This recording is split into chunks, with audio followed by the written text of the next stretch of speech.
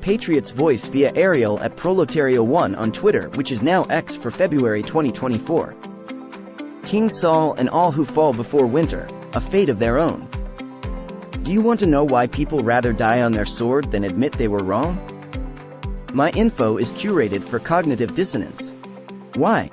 Because awakening has layers that many assume can be bypassed by attaching themselves to things they assume is the ceiling to all they need to know, which makes them comfortable and susceptible to certain ideologies about that particular thing.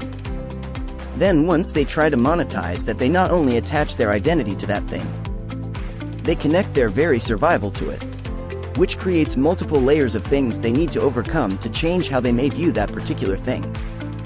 This is why info alone will not do it. Something drastic has to happen. Something they would never want to come out. Because then it's like dying 3 times. Money, identity, and physical death. Do you see what we are up against in that regard? This is why they would never admit I was right about M. Flynn. They all will die on that hill. And I am fine with that just as much as they are with the lie. We all are not crossing the same bridge to liberation. Because they will only watch you walk across it in hopes they are not the ones who may collapse with it first. Not to cheer you on in hopes that you make it across, but because then you would be credited with courage they never had if you do.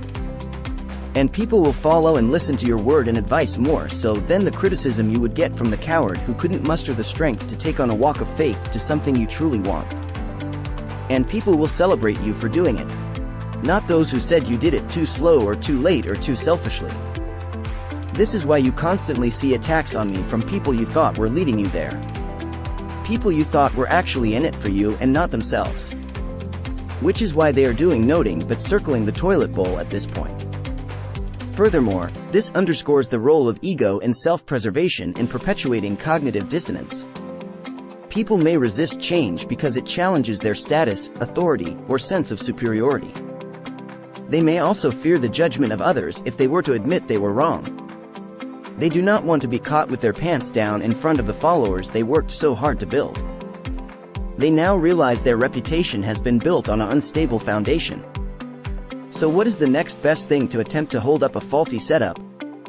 Destroy the messenger. Because trying to attempt to address the info will be their undoing. This is why they avoid coming in my comment section. They would rather block and then post about me to prevent me from defending myself in their backyard because it will turn into conquered territory. When we adopt a belief, particularly one that aligns with our values or worldview, it becomes woven into the tapestry of who we are. Thus, challenging that belief can feel like an existential threat, as it forces us to question not just our ideas but our very sense of self. Our egos are invested in maintaining a sense of superiority, correctness, or righteousness. Admitting error threatens this inflated self-image, leading us to defend our beliefs fiercely, even in the face of overwhelming evidence to the opposing view. This is why we must read with an understanding that what we absorb comes with forethought and willingness to change position if it no longer holds a strong perception that makes us comfortable with its objective reasoning. Make sure to follow this channel so you don't miss any new videos. Thank you for watching.